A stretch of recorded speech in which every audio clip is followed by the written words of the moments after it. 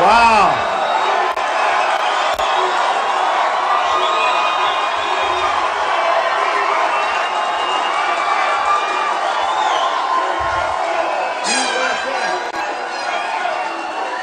That's amazing. Great. Wow. Wow.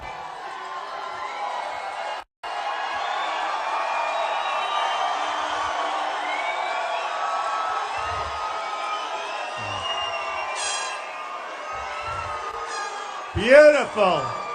Thank you. Thank you. Man, this is something special. You know, I said to all of my managers, I just want to do it here. I said, you may not be able to get the cars here. I don't care. The place is 100% full. And I know a lot of you had to walk a long distance. To have you here is great. Thank you. Thank you. Unbelievable. You know, thank you. I want to start by thanking the fire department. They have a lot of people in here, I have to tell you. And I want to really thank the fire department and the police. And they're here someplace. Hey, fellas, come up here. Come up. Come up here. Come here. Get up here. These guys have been so incredible today with the traffic and everything.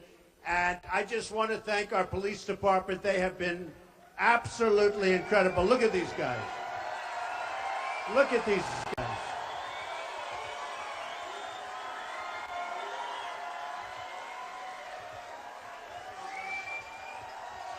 Nobody gonna mess with them. Look at this.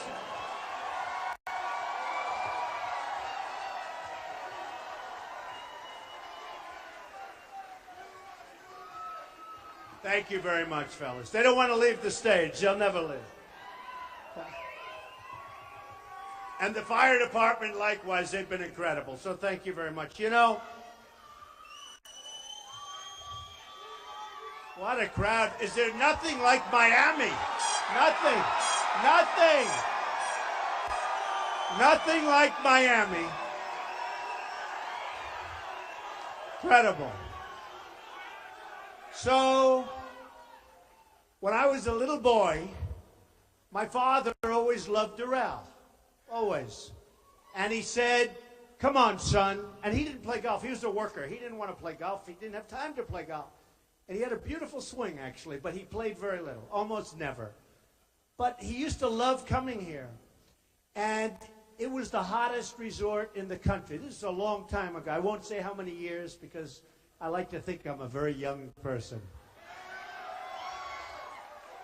But a long time ago, at the beginning.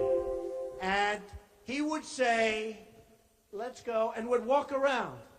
And who would have ever thought that someday I'd own this place, right? Who would ever thought it? Who would ever thought? But what happened is Doral is very interesting. It had 5 courses, almost 800 acres right smack in the middle of Miami.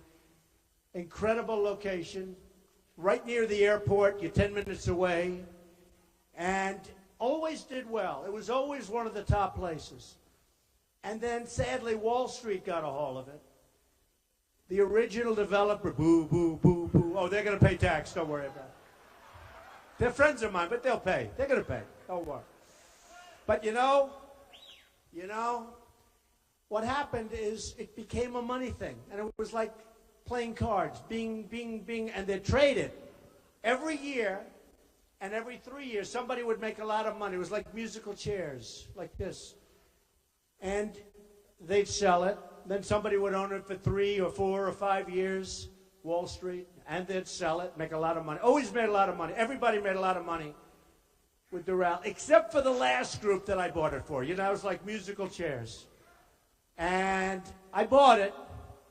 And when I bought it from a smart group, but the market had crashed. You know all about the crash. And I got it for the right price. I signed for X dollars, a lot of money, 170 million. But then I said, you know, maybe I can make a better deal before I close. So I went into closing with Ivanka. We know Ivanka. We love Ivanka, right? Right? I went in with Ivanka, and I said, watch, Ivanka. Let's see if we can make $20 million. Sure. So I have a contract for 100. I never told this story, actually. I have a contract for 170, and I had all these good-looking, brilliant young men in front of me, and they all wore suspenders without the jacket, right? You know, the jackets were behind the seat. They were all like Tom Cruise, and you couldn't get better central casting. In fact, all of that media, look at that media back there. Look at these people. Wow. No, they're all right. I'm going to tell you some media stories. So, no, but they're central casting, the red suspenders, handsome, beautiful, smart, top schools. They would go to Harvard, they go to Wharton, they go to Stanford. And I said, I want to show off to my daughter. Does that make sense? You know, I have this great daughter. So I go in, and she said, Dad, they're not going to cut. You have a contract for 170. I said, well, that's right. So does Iran have a contract. That doesn't mean we can't make it much better, you know, right? So what happens, I tell these guys, there's no way I'm paying $170 million. I'm not doing it. I'm not doing it. They said, you have to pay it. You have to pay it. Beautiful guys. You have to pay it. You really have to. And I said, there's no way. That's all right.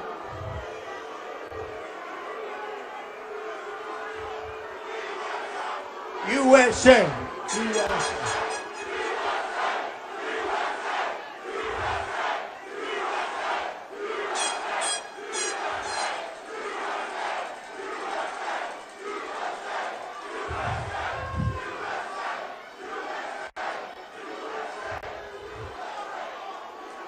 Don't hurt him. Don't hurt him. Don't hurt him. You can get him out, but don't hurt him. We don't want anyone getting hurt. Don't get hurt. But that's what freedom of speech. I mean, it's all freedom of speech. You know that. You know that.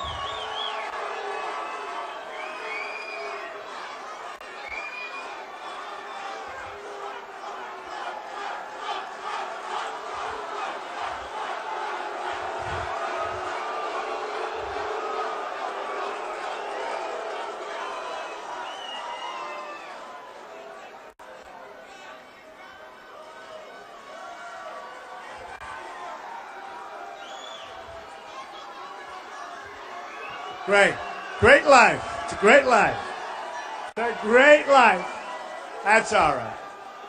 That's what the country's all about. I mean, we got to be able to speak, and every once in a while be a little bit disrupted, but it doesn't take long. It doesn't take long. So, let me just finish the story. Thank you. Too bad we had to throw them out, but sometimes you have to throw people out, right? You have to do it. Have to do it.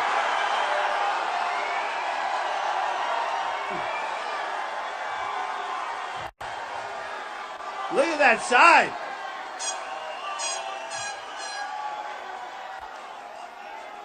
Look at the size of that sign. Can you believe that? Wow.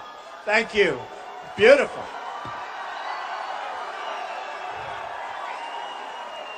I think I'll tell my people, let's bring that home. And by the way, we have plenty of time tonight. I'm here all night. You know, tomorrow night we're in Jacksonville, Florida. We have at least 15,000 people, probably 20,000 people tomorrow night. So it's going to be great because there's things happening. So anyway, let me tell you, because it has to do with the country. So I go into the room, I say, fellas, the contract is not right. This place is in much worse shape than you told me. I've gone all over. You have to have it signed first before you can do this.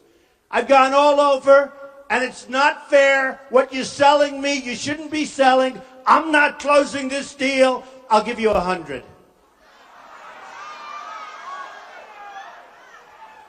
Remember, I want to impress my daughter. The art of the deal. And I meant it. Nothing wrong. I said it wasn't in the shape that you're supposed to be in, you know.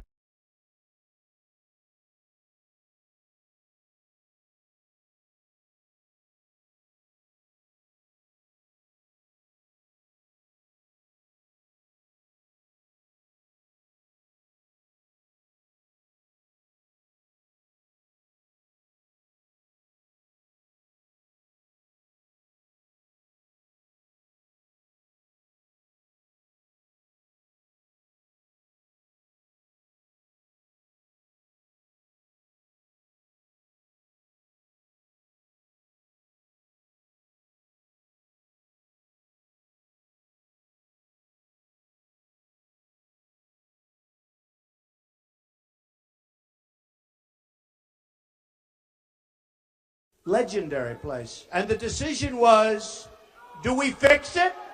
Do we fix it?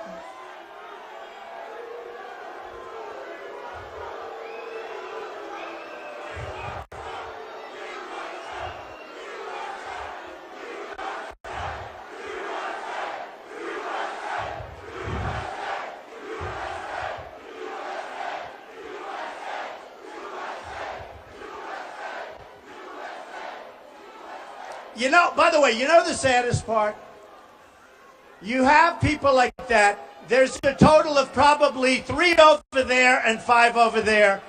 And they'll be the story tomorrow, not the thousands of people that love our country.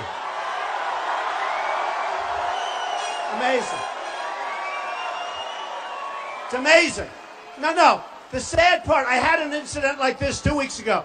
We had 9,000 people in an arena. And we had 5 people protesting. They became the story. It's too bad. All right, they're gone. You know, we'll have little pockets. But it is a shame. I mean, it just shows. So we have thousands of people, and you'll have 3 or 4 people protest, and tomorrow morning, protesters at Trump. It's one of them. So then I had a decision to make. And the decision was, do we give it the B job, the C job, the A job? What do we do? And we gave it the A+ job. And we built something that we love. We built something that we love. Really love. And what happened, I'll let them get out. Go ahead, get them out.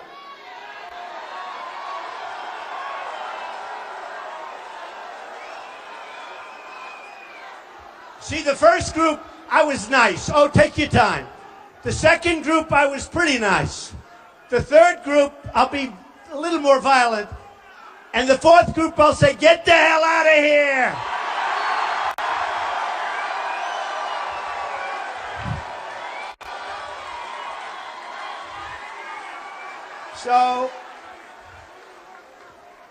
So I had to make a decision. What do we do with Doral? Do we give it the really best job and basically rip it down and build a new magnificent place? Because it was really old, really tired. The bones were tired, the whole place. You people know, a lot of you are from the area. And I said, we got to do it right. We got to do it right. And we basically, as you know, new clubhouses, this room new. This room is one of the great ballrooms. We have 5 ballrooms. We have 700 rooms. We have the golf courses are world class. And we wanted to do it right. And a man just came up to me outside. He hadn't been here in 25 years. And it was very interesting. I won't say he was an older fellow, but he was an older fellow. And he said, you know, Mr. Trump, this place is magnificent. And by the way, David Fader, wherever the hell you are, David, where are you, David?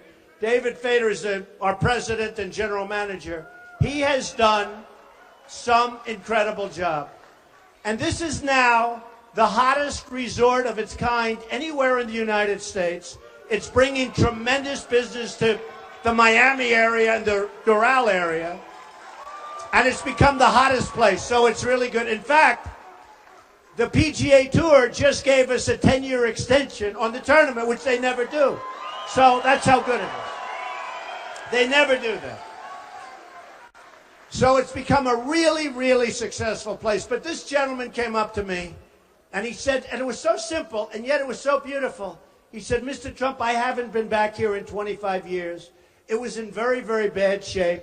I actually bought it out of bankruptcies from some people that I know very well that are killers, but they didn't really know what they were doing in this case. And I said, well, that's very nice. I said, you know, Mr. Trump, if you could do the same for the United States as you did here, it would be unbelievable. Unbelievable. True. I thought it was great. I thought it was great. I thought it was great. And you know, in its own way, doing it for the United States might be easier than what we had to do here, as crazy as it sounds. So, and that's what we have to do. We owe $19 trillion. We're desperate. Our infrastructure is in such trouble. Such trouble.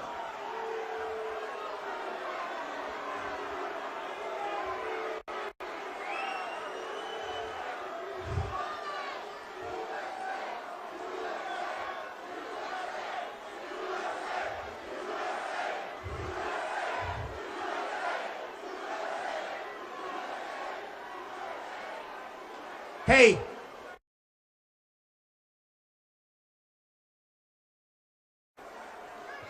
isn't this more fun than having like a normal deal, right?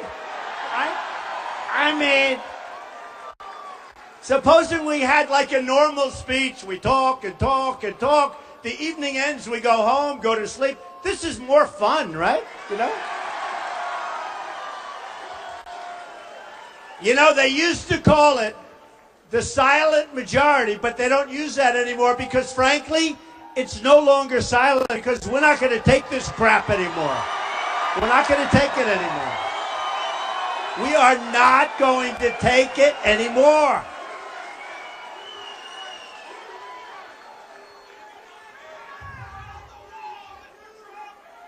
So, it is true. You know, for years, you haven't heard that term silent majority. I don't know, it was a long time ago, and people thought it was politically incorrect. And I started using it, but then I started realizing, honestly, it's not silent. There's nothing silent. Everywhere I go, we have the biggest crowds. I mean, we left Oklahoma, 20,000. Dallas, Texas, Mark Cuban's arena, where the Mavericks play. We had 20,000. Mobile, Alabama, 35,000. I go to Iowa. I go to New Hampshire. No matter where, South Carolina, unbelievable crowds all over. And there's love in the room. There's just love in the room. It's incredible. It's incredible. And you know, and there's nothing silent about it. We're sick and tired of incompetent people running our government.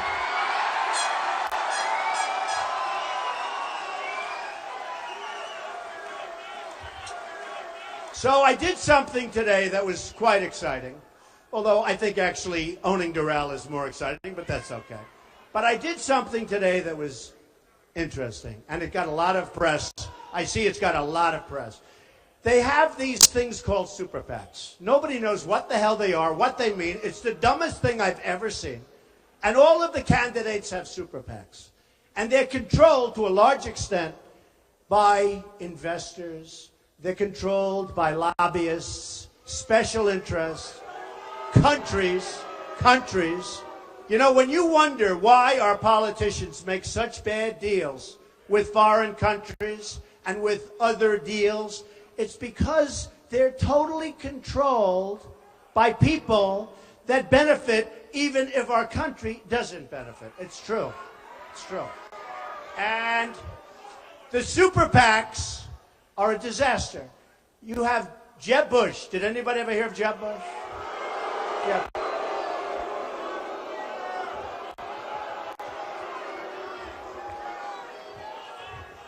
You have Jeb Bush has $125 million. I honestly, I don't think it's going to help him. I'll be honest. If it helps him, then I can't figure the whole deal out. Hey, look, I used to be one of those guys that would, like, give a lot of money. I know the lobbyists. And, you know, when they come up to me and say, we want to give you money, when you go to number one, everybody wants to give you money. It's incredible. But they don't care so much about anything other than the companies they represent. They don't care so much, and some do, but most don't. They want influence. They want power. They want to take these people like little puppets, and they want to say, you do as I told you because I gave you $5 million and you better do it. Well, nobody's giving me anything, okay? Anything. Nothing.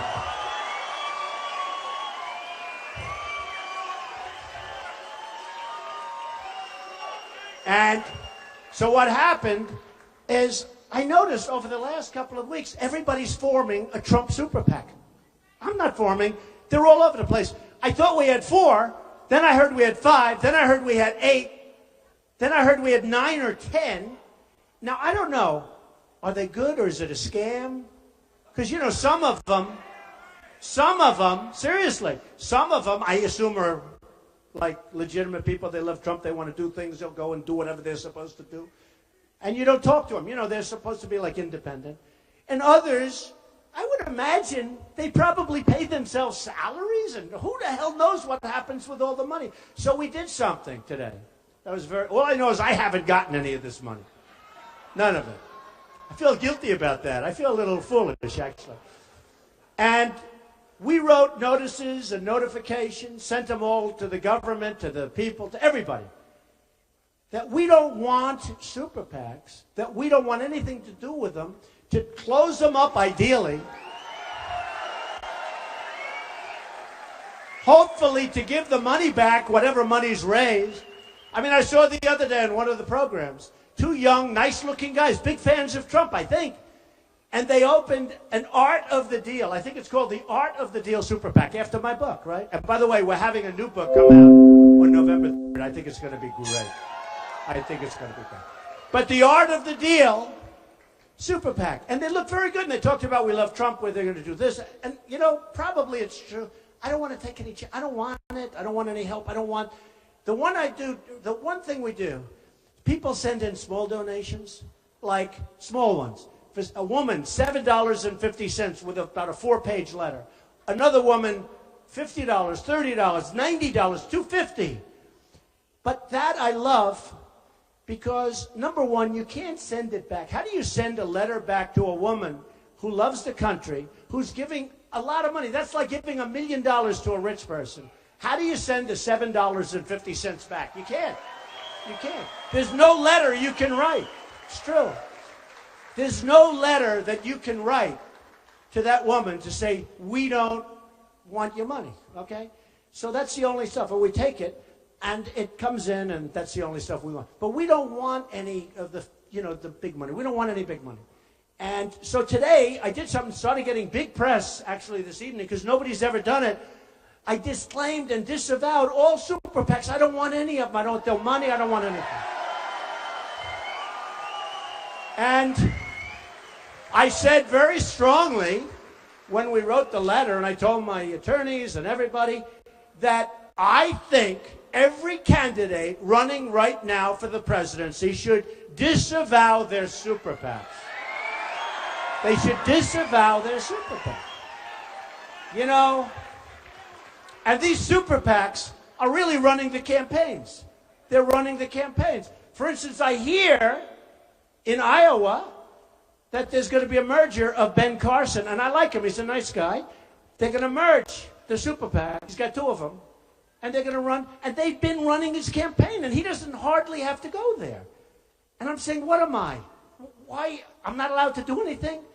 It's really unfair. But I think they shouldn't be allowed to do that. I don't know if they're allowed to do that.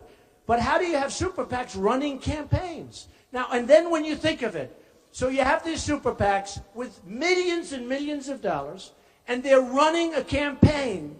Do you think those people that are running those super PACs, and those people that are giving tremendous money to the super PACs, do you think they control those candidates 100%? The answer is yes.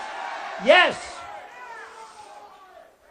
And I don't want any confusion. And I said it. I don't want any confusion. People were calling, well, you have all these super PACs. Therefore, I said, I don't even know who these people are. So here's what's happening. All candidates disavow your super PACs. Run for office and be proud. But disavow your super PACs. Drop them. Drop them. And ideally, give the money back to the people that put it up there. That's what you should do. So we'll see what happens. We'll see what happens. But to me, it's very important. This super PAC thing is a terrible thing that's happening in this country. It's a terrible, terrible thing. And it's controlling our politicians. They're puppets. It's controlling our politicians. I mean, Bush had somebody the other day going to Berlin, Germany, to pick up money. Berlin, Germany. What do you think Germany gets out of that one? Okay? Other people have tremendous amounts of money put up, and we can't have it anymore. We have to bring honesty back to politics, folks. Got to do it. Got to do it.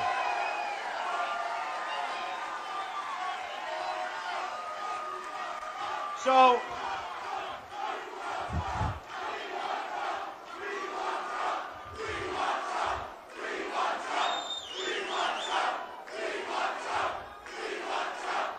thank you. Thank you. Thank you. So a very interesting thing happened. Very sad today. Very, very sad. Because you know the press is very dishonest, right? We know. Not all of them. Not all of them. But we have them all back there. Look at those cameras. Look at those suckers. Boy, they are all covering. They are all covering. They are covering Trump, and they're covering you. And they'll all be with us tomorrow night in Jacksonville. And by the way, if you can, it's going to be wild. Come back up. It's going to be it's going to be wild. So, a crazy thing happened. I love polls. Everybody knows I love polls. And they said, I wonder what would happen if Trump wasn't number one in the poll. And somebody said, oh, if he wasn't number one, maybe he'd drop out of the race. Believe me, I'm not dropping out of anything. That I can tell you. Never, ever.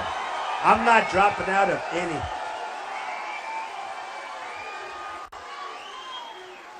So, poll came out, big one, ABC Washington Post, that has been killing everybody. It's a national poll. That was on Friday.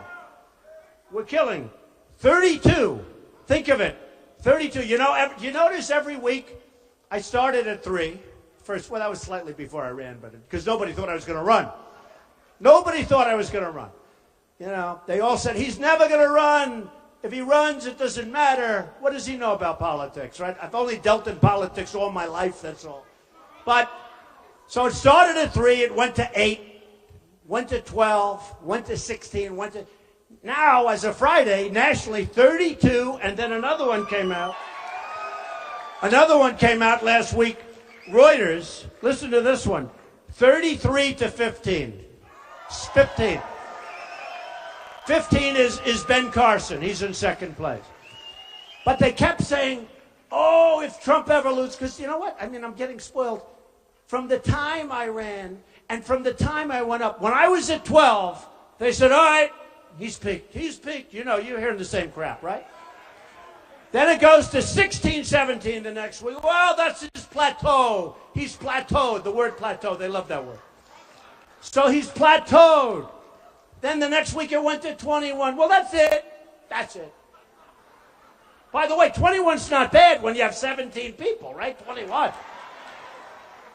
You know, if I'm a card player, I will rest on 21 with 17 people. I'm not losing. So I was number 1 at 21. Then it went to 25. Oh, this is it. You know, these talking heads. These are among the dumbest human beings I've ever seen. Some of them are good. And some of them are coming along.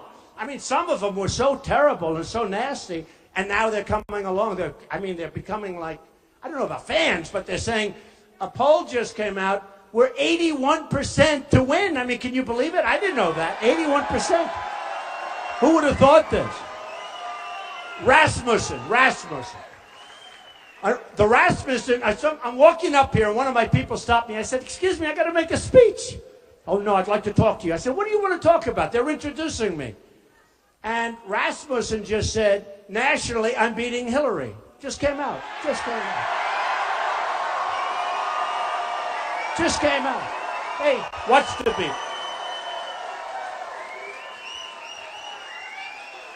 So now I said, I'm glad they stopped me, right? I'm glad they stopped. So anyway, but a bad thing happened. Bad. So look, I just wrote down a few of them, and then I'll tell you what was bad. So I'm winning New Hampshire by like 22 points. New Hampshire's unbelievable, great. I'm winning New Jersey by a lot. A lot. And Chris Christie's a friend of mine. But I'm at 29, he's at 5. That's a lot. That's a big difference.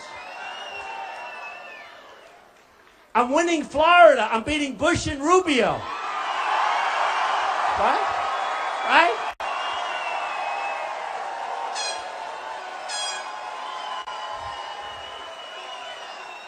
I'm winning Nevada by a fortune, but here's what I like the best. Nevada, tremendous Hispanic population. I'm winning with the Hispanics. Big. Winning with the Hispanics. And I keep telling everybody, I'm going to win with the Hispanics. I say to everybody. I love the Hispanics. I have thousands of Hispanics. Thank you. I love you too. I love you too. True. I have thousands of Hispanics working for me all over. At this place, I have, 1,800, 1,900 employees and many Hispanics. They're unbelievable people, unbelievable workers. I love them. I love them. I love them. And they know, they're smart. They know I'm bringing jobs back from China, from Japan, from all these countries. I'm bringing them back. And nobody else can do that. I know the people I'm running against, including Hillary. No, they can't do that. They can't do that. They can't do that. I mean, honestly, Ben Carson cannot do that, folks. I hate to tell you. Cannot do it. Can't do it. They're not going to do it. So here's the story. So winning in Florida, winning in Texas, okay? Winning in Texas, big. Winning in South Carolina, winning in North Carolina. Winning in Ohio against Kasich, which is interesting. And he's a good man. He's a good man, but I'm winning in Ohio against Kasich. I'm winning in Massachusetts. Listen to this one. This is one I love. Maybe, I don't even know why. Massachusetts. I'm at 48. 48. 48. And second place is 12. Boy, I'm going to have to do a really, really bad crash to blow that one. So, what happens? Let me give you the bad news, right? And this has been going on now for 100 days. Did you they were celebrating on television. 100 days on the top of every poll. Think of it.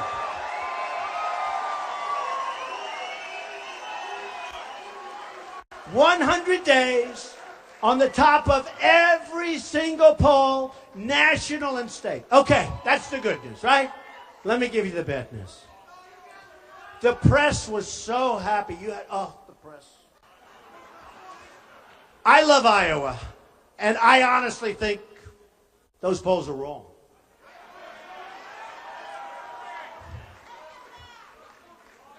I'm Presbyterian. I'm a great Christian. True. True. They say in the poll, I'm the best leader. They say in the poll, I'm the best on the economy by far. It's not like by 2 points, it's like by triple. How important is the economy, right? Remember, it's the economy. Remember that? It's the economy, stupid. I mean, it's the economy. So I'm leading on the economy. I'm leading with men, big league. I'm not doing as well with women. Will you help me? What's going on? What is...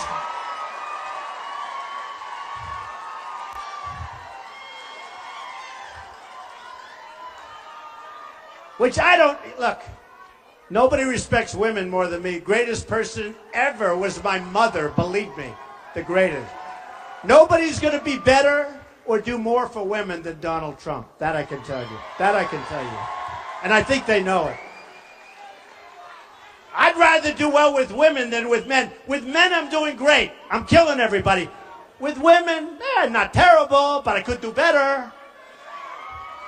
So what happens is the poll comes out, right? And the press was so happy. Headline. Now, just so you understand, if I were in first place, it wouldn't even be discussed. Nobody would mention it. But here it is all day long. Oh, my head. I turn on the television. Headline. Bigger than Hillary's talk yesterday on Benghazi.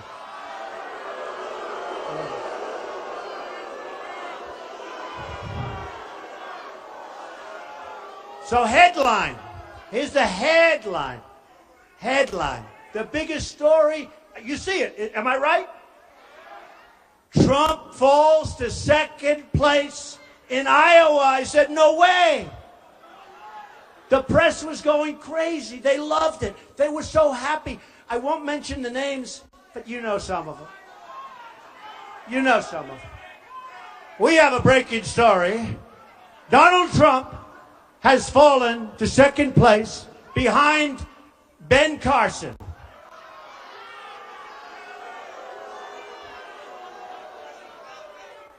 We informed Ben, but he was sleeping. No. Donald Trump has fallen to second place. You know, it's funny. You got all these guys. 2 people dropped out, right? Perry, you know about that. And you know the governor of Wisconsin, very nice guy, right? Walker. They both dropped out. They became so vicious to me. Perry, he was such a nice guy, like 2 months ago. He couldn't have been nice. He went to Washington to make a speech about me. It was so vicious that those that loved me started crying. Maybe not. No, it was vicious. It sent, then, and we had so many. You had Lindsey Graham.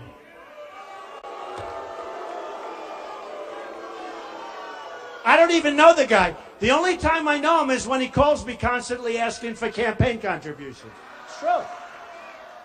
He became so vicious and violent. I mean, and every time they get more and more vicious and violent, they go down, down, down.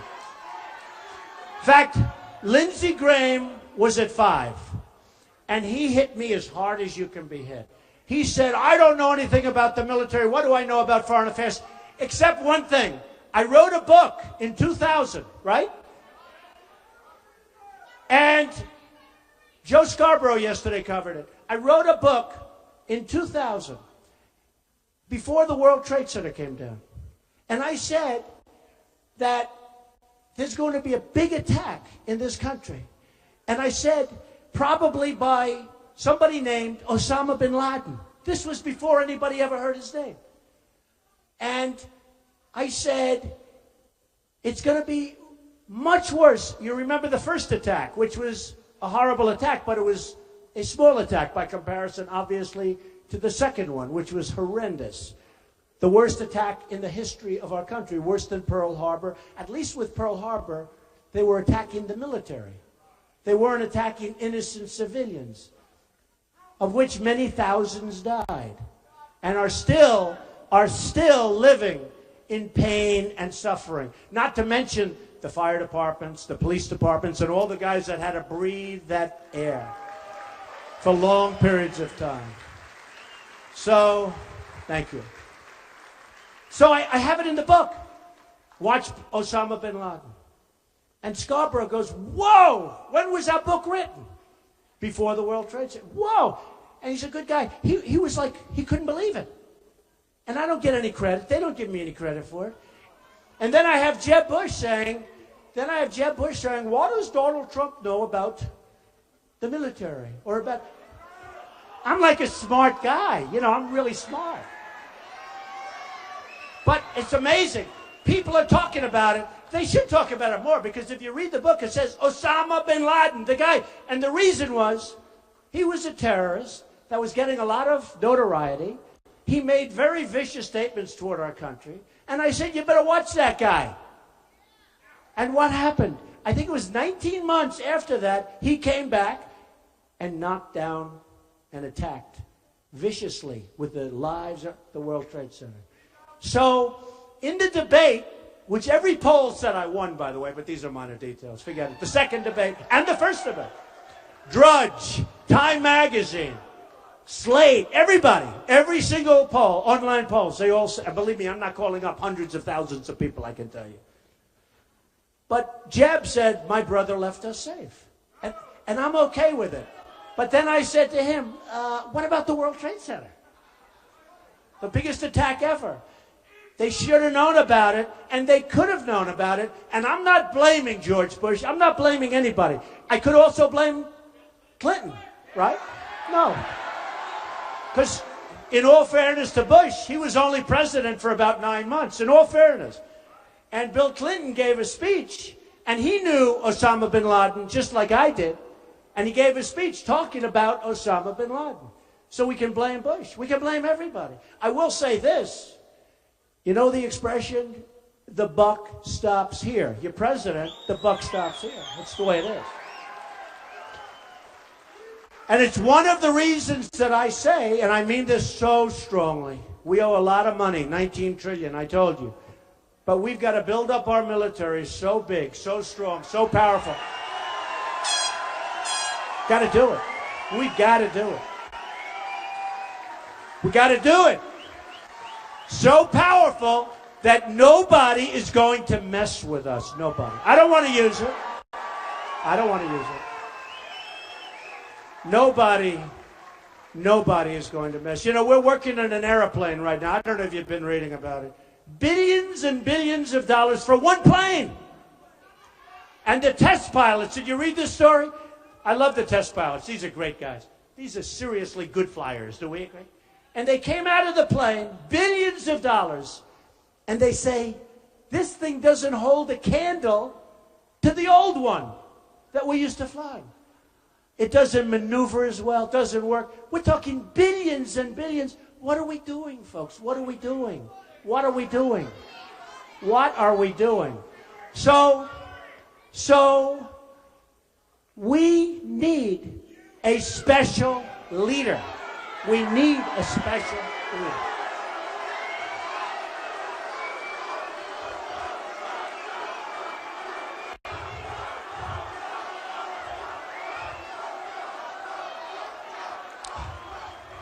We need a special leader. So let me just say. So the headlines blared.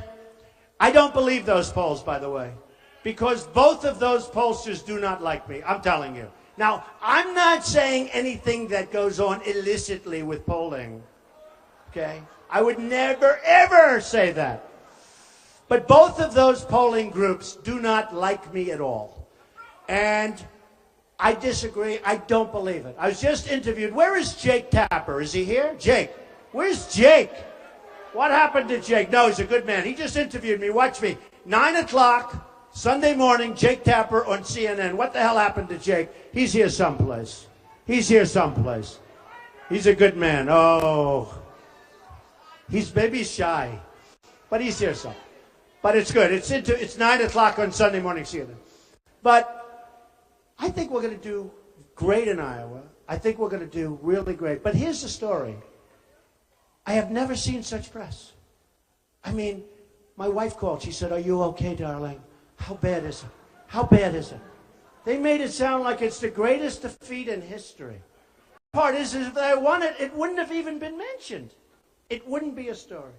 But then I said to myself, look, I have to talk. I'm going to be nice. I'm going to be nice because I have to talk about it. Ben Carson, thank you. Ben Carson is the one that's leading Iowa, supposedly. Okay? And I said, I got to talk about him. A friend of mine who happens to be a great, great athlete. He happens to be African American. He calls himself black. He said, "I'm black." I said, "I can't say that. It's not politically correct." It's true. He said, "Donald, you're the greatest trash talker that ever lived." And I never thought, he says this to me. He said, "And I never thought I'd say it about a white guy." Can you believe this? And I said, I don't know if that's true or not, because I refuse to acknowledge. He said, when you said low energy for Bush, you defined him so incredibly. It was over. He can have $125 million in the bank, Donald. It's over. It was just defined. But I said, but Ben Carson is super low energy, right? It's super. He's super low. Super low energy. We need tremendous energy. We need tremendous energy.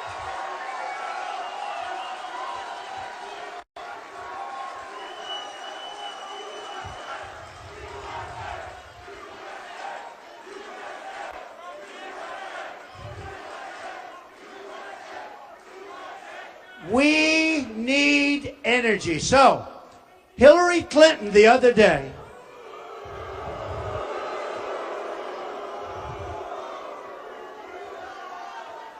she said, "I don't like Donald Trump's tone. I don't like his tone. Tone. Can you imagine my tone?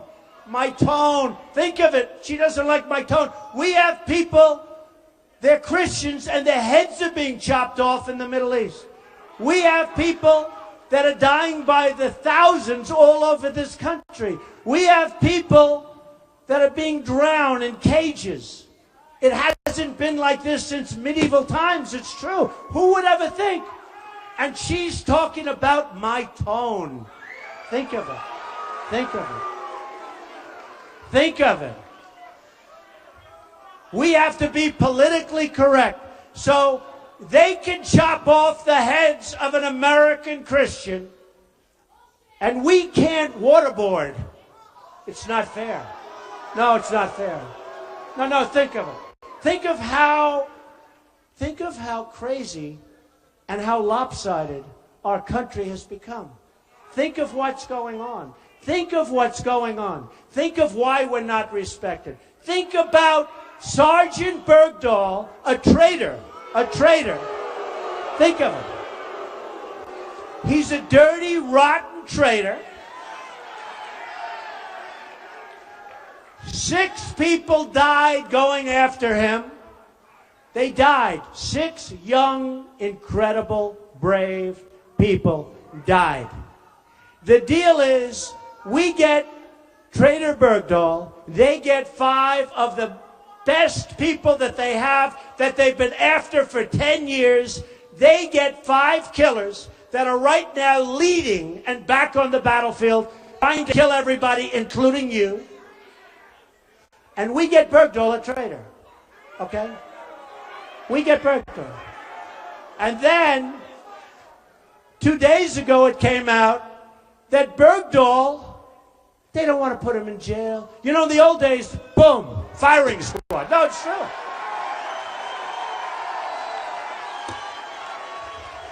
I love the Second Amendment. I love the Second Amendment.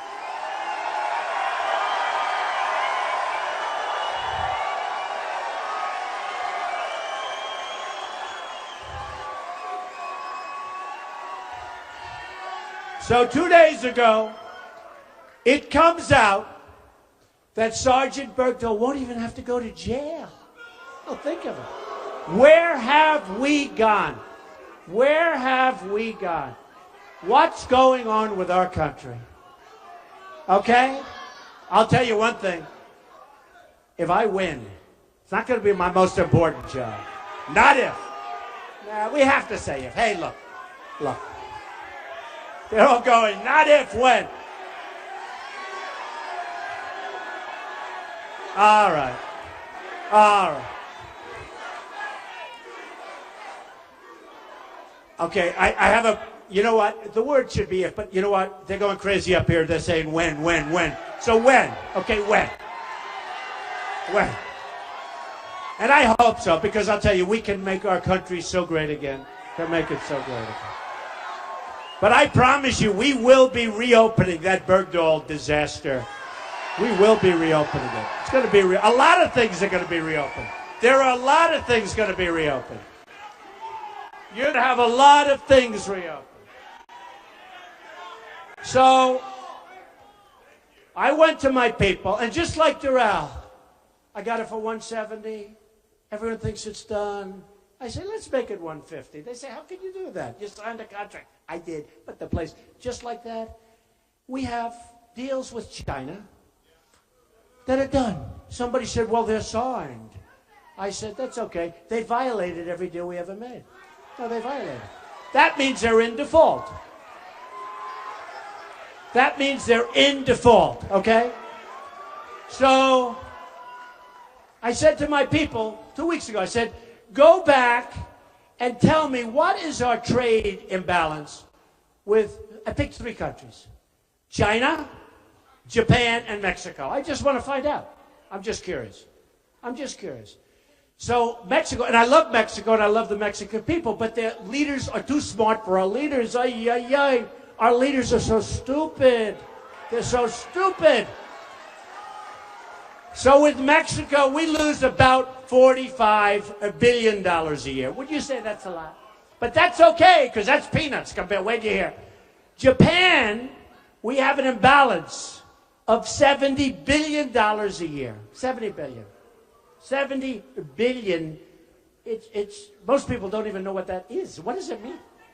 The number is so massive It's not even recoverable. But I can recover. Believe me.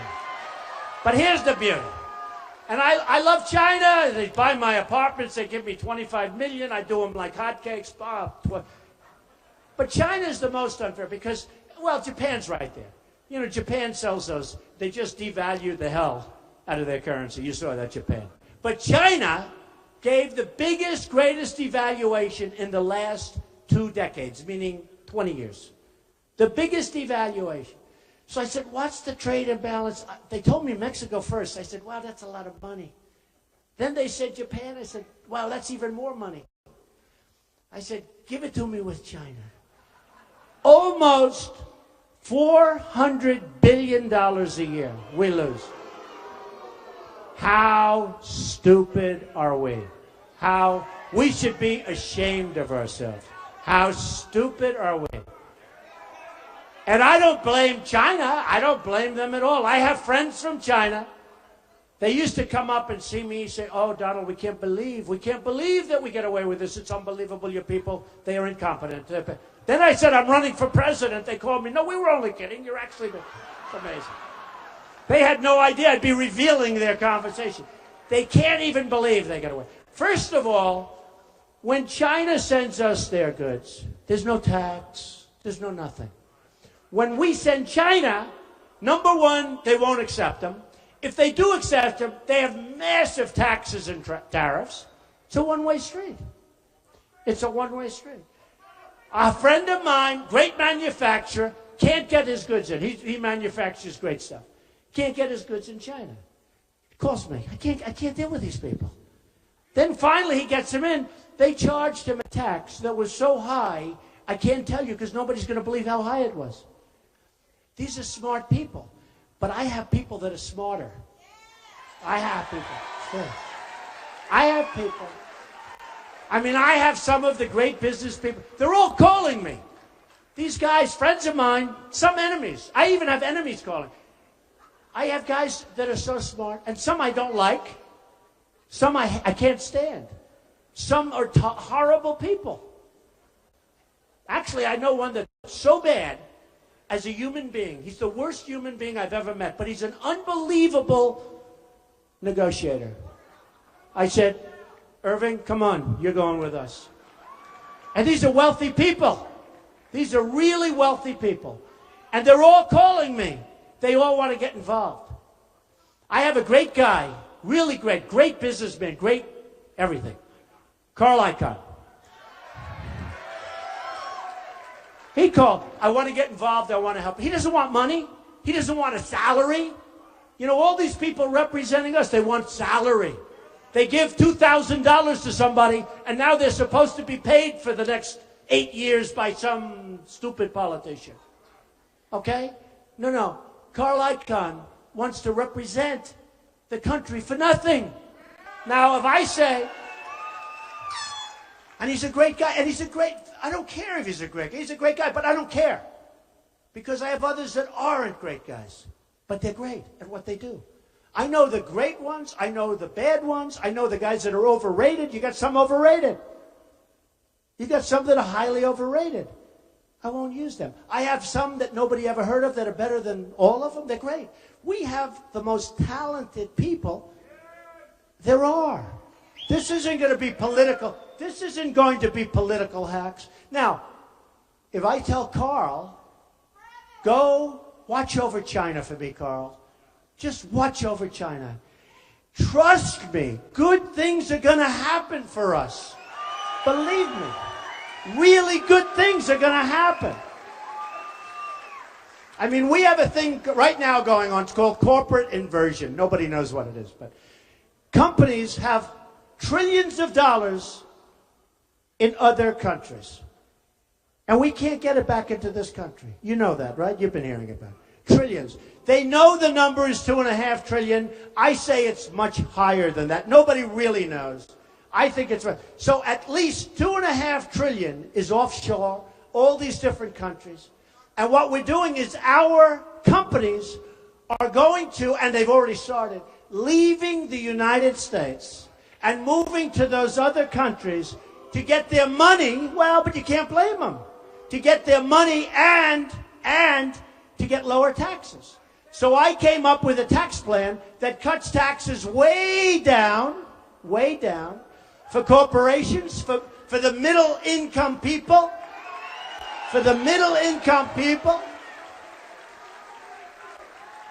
of which we don't have too many in this room, I can tell you. They're all upper middle income people and upper people. But for the middle income people, because the middle class in this country has been totally forgotten about. It's been totally forgotten about. So we're cutting corporate taxes. We're cutting taxes for the middle income. We're cutting a lot of things like carried interest. These guys, you know, the hedge fund guys, they pick a stock. If it goes up, they're geniuses, they make a fortune. If it goes down, they find another job, okay? A lot of it's luck. So what happens is the Democrats and the Republicans both agree that we should bring them. Who cannot agree? For 3.5 years they've agreed, and they still can't make a deal. It's gridlock in Washington. It's lack of leadership in Washington, and we're going to stop it. We're going to stop it, okay? We're going to stop it. The other day, and it's going to be amazing, we're going to have a really dynamic country. The other day, I watched a general being interviewed. And I said to a group before, why the hell is a general being interviewed on television? I don't want my generals being interviewed. I don't want them telling what we're doing, where we're going.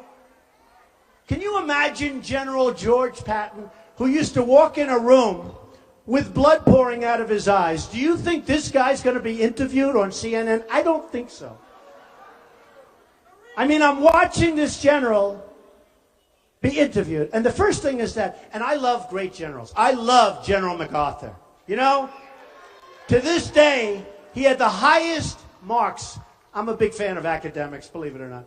But he had the highest marks in the history of West Point. Highest average. That's a, smart guy. In fact, his biggest problem is he hated to listen to Dwight Eisenhower because Dwight, who was a great guy, but he was at the lower part of his class, and MacArthur was the smartest guy probably ever at West Point, at least according to academics, and he couldn't believe that he had to take orders from Ike. I mean, there's so many interesting stories. But could you imagine General Douglas MacArthur being on television saying the following? The question was by a very good man asking the questions, said, what do you think of ISIS? Can we win? And the general looked at him and said, oh, it's going to be very tough. It's going to be very, very tough. I don't know. It's going to take a very, very long time. And I looked at this guy and I said, number one, he's a weak person. I'm very good. Deals aren't deals. Deals are people. When you do deals, it's people, not deals. Everybody always says, deals are people. Remember it. I tell kids, deals are not deals. Deals are people. But I looked at this general. I said, I don't want him. I don't want him. I will find the smartest, and smart is very important, toughest. We got rid of a very smart one. I'm not going to mention names. But we got rid of a guy, remember? Because he was using foul language to a magazine. He was tough and mean and nasty. And the troops were really respect. And we got rid of him because he was tough. I will find the General MacArthur. I will find the General George Patton. We've got him. We've got him. They may not be politically correct. Who cares? Who cares? But we're going to find them. And we're going to clean things up, and we're going to have a great country again. We're going to have a great, and respected. We're going to have a respected country. So, we have a lot to do. We will build the wall. We will build the wall. We have no choice. And by the way, people will come into our country, but they're going to come in legally. Legally.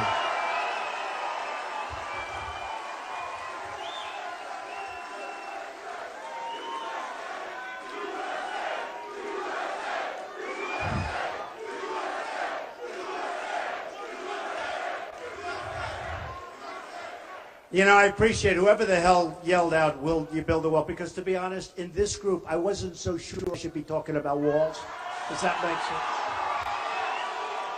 See, tomorrow in Jacksonville, I can talk about walls, believe me. But in this one, I was a little hesitant to talk about it. Thank you. Thank you.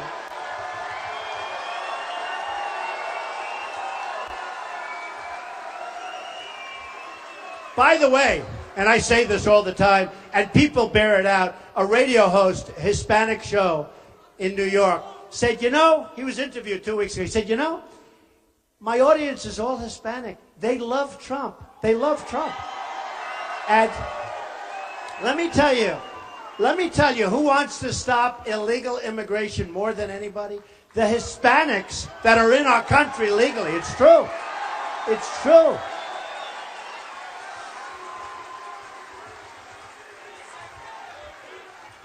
So, just to finish up, our country doesn't win anymore. You know that, right? Am I right? We don't win.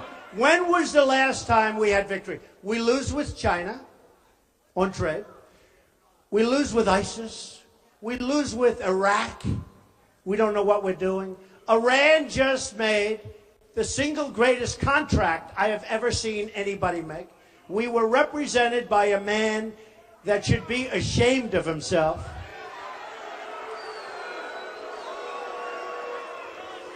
A man, Secretary Kerry, that should get the hell off a bicycle. Here's a guy falls off his bicycle during the negotiation, breaks his leg. We were represented by incompetent people. And it's not going to happen anymore, folks. It's not going to happen anymore. And let me tell you something. If and when I win,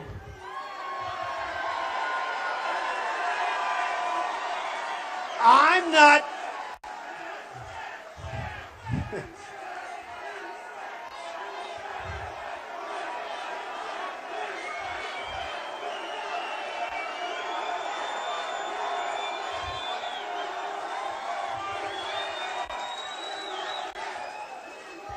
So, if and when I win, we are going to have so many victories. It's going to be so nice. It's going to be so nice. We're going to win on trade. We're going to win at everything. We're going to terminate Obamacare. We're going to terminate it. It's going to be terminated. It's going to be replaced with something much better and much less expensive for you and for the country. Let me tell you, Obamacare was a dream for the insurance companies. They've made a fortune with Obamacare. They've made a fortune. And your premiums are up 40%, 50%, 55%. Your deductibles are through the roof. You'll never even be able to use it. It is so bad. We're going to repeal it and replace it with something great. Great.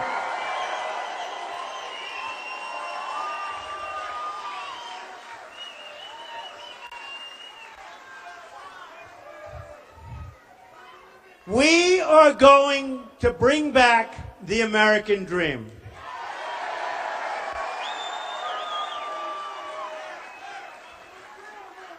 And this is as sure as you're standing here tonight, and look around, folks, because this is a movement. This is something very special, and it's happening all over the country, not just here in Miami. It's happening all over the country. You'll see it tomorrow in Jacksonville. It happens all over the country. We are going to make America great again. Thank you. Thank you very much.